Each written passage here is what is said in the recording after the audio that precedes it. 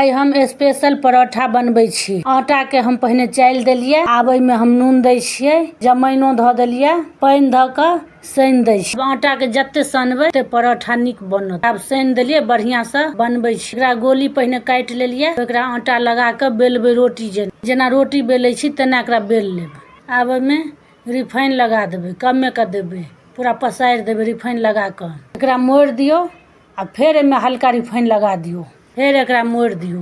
परथन लगा के एकरा आराम से बेल लिया, पातर क के बेलब। आ ई परोठा अहाँ के बहुत सॉफ्ट बनत, एकदम मुलायम, बहुत निक खाए में लागत ई परोठा। एमे हम रिफाइन वाला देखा देलौ हां। आर हम ओनाहो बनबै छी, सिंपलो बनबै छी, जे कि एमे रिफाइन लगेलिया, एमे ओहिना गोली काट के बेल लेलौ, रिफाइन नहीं लगेलौ, तबे पर रिफाइन दै छियै। एमे रिफाइन दऽ दै छियै, फिर एकरा घुमा दियो, फिर एमे रिफाइन दऽ दियो।